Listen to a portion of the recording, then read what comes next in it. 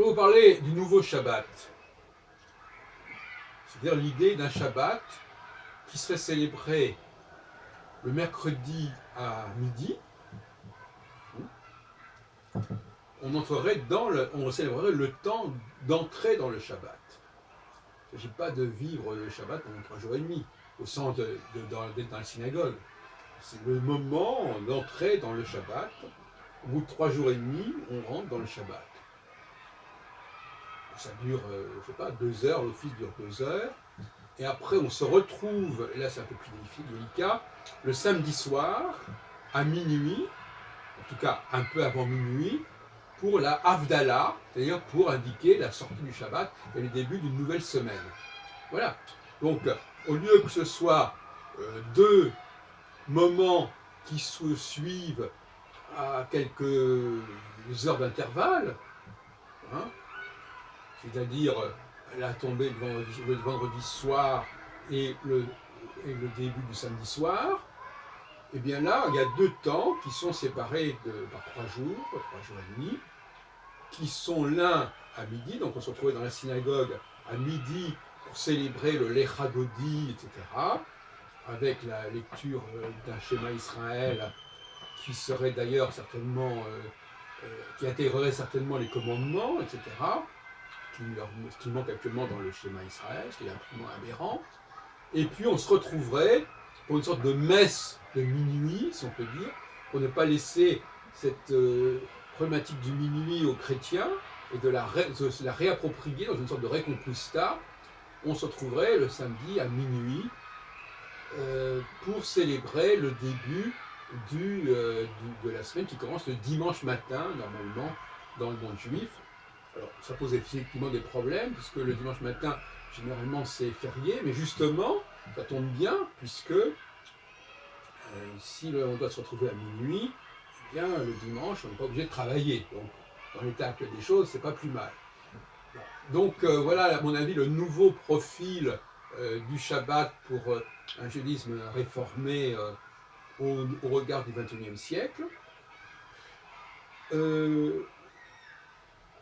La question de la lecture de la Torah, c'est un autre problème, c'est un troisième pôle du Shabbat, n'est-ce pas? Il y a le pôle de l'entrée du Shabbat, le pôle de la sortie du Shabbat, qui souvent d'ailleurs n'est pas tellement célébré. Enfin, la Havdalah, c'est pas un moment souvent bien vécu, bien développé, il faudrait le développer davantage.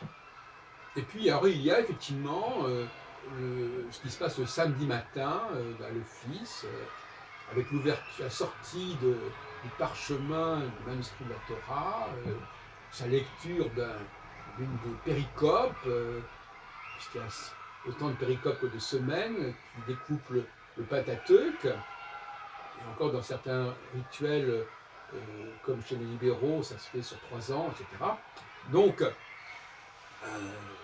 il y a cette lecture de la Torah, avec la question des bar mitzvah, qui sont censés, les jeunes bar mitzvah de 13 ans, qui sont censés lire la péricope correspondant plus ou moins à leur anniversaire, leur 13e anniversaire. Moi-même, j'ai fêté mon 13e anniversaire en 1960 à la synagogue de Neuilly, rue Ancel, à Paris, dans 92.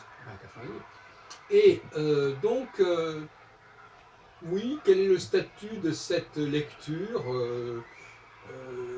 c'est une question qui peut se poser. Enfin, je ne rentrerai pas pour l'instant dans le détail. J'ai déjà donné mon avis là-dessus. Mais c'est en tout cas un discours identitaire. C'est une histoire identitaire. Comme chaque communauté a le droit d'avoir son propos identitaire. Le seul problème, c'est que l'identité juive, l'histoire juive, ne s'arrête pas au Pentateuque, et qu'il serait quand même bon de la prolonger, comme le propose d'ailleurs Bernard-Henri Lévy dans son dernier livre, prolonger jusqu'à nos jours. Bon, on ne va pas cristalliser, fossiliser l'histoire juive dans l'Antiquité. Bon. Donc l'histoire identitaire, jusqu'à un certain point, elle n'est pas complètement respectée. On pourrait peut-être faire mieux dans ce domaine-là. Voilà donc ce que je propose. Pour les 10 commandements, oui, c'est vrai que j'ai dit que le schéma Israël ne fait pas sens dès lors qu'on ne rappelle pas les commandements, puisqu'il y a constamment, on dit schéma Israël, et on dit tu respecteras mes commandements, tu les mettras ici, tu les mettras là, tu n'oublieras pas ceci, tu n'oublieras pas cela, mais on ne les mentionne pas. Alors je ne comprends pas pourquoi on ne les mentionne pas, puisqu'on en parle.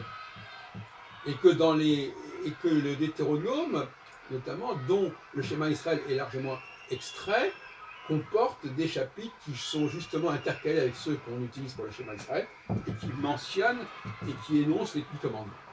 Maintenant, la question des 10 commandements, c'est aussi une question qui est délicate, parce que il faudrait se demander qu'est-ce que c'est que ces 10 commandements, d'où ils sortent, quelle est leur philosophie, quelles sont les valeurs qu'ils défendent. Et de ce côté-là, je pense qu'on traite cette question un peu par-dessus la jambe. Moi, j'ai proposé qu'il s'agissait des commandements concernant, qui correspondent à ceux qu'aurait pu énoncer déjà Dieu à Adam lorsqu'il était dans le jardin d'Éden, et qui consistait à ne pas faire certaines choses, à ne pas goûter de certains arbres, à ne pas sortir du canal qui a été proposé, des valeurs qui ont été proposées, et par conséquent, Adam est condamné et expulsé du paradis parce que le serpent, et par le biais d'Ève, ou de Isha, puisqu'elle n'est pas encore Ève, va inciter à enfreindre les commandements et à développer une certaine forme de curiosité et de convoitise. Or, il y a effectivement, de façon explicite, la condamnation de la convoitise dans les commandements. Maintenant, ces commandements sont surtout des commandements qui s'adressent à la communauté masculine, et donc on repose le problème de savoir si la synagogue est faite pour les hommes ou pour les femmes. Je dirais qu'elle est au niveau du schéma Israël et au niveau des commandements, elle s'adresse éventuellement à la communauté masculine. N'oublions pas que le minyan qui permet la célébration du culte, c'est la réunion de 10 hommes juifs, et que les bar mitzvah, ce sont des hommes, même si on a inventé la bat mitzvah. Et par conséquent, je dirais qu'il faudrait aussi des commandements pour les femmes. Ça me paraît fondamental, de même qu'il y a les droits de l'homme et les droits de la femme, je pense qu'il faut des commandements pour les femmes. Donc je ne vois pas en quoi ça serait mal vu, puisque il y a un équilibre à trouver, les valeurs des hommes ont un certain intérêt, mais il faut respecter aussi les valeurs des femmes, même si elles sont complémentaires, même si ce ne sont pas les mêmes impératifs, pourquoi pas. Et donc je pense pas qu'il faille, je pense qu'il faut aussi une liturgie qui s'adresse aux femmes spécialement, et aussi, puisque rappelons-leur que les 10 commandements, à un moment donné, il dit tu ne convoiteras pas la femme de ton prochain, donc on voit bien que ça ne s'adresse pas à des femmes.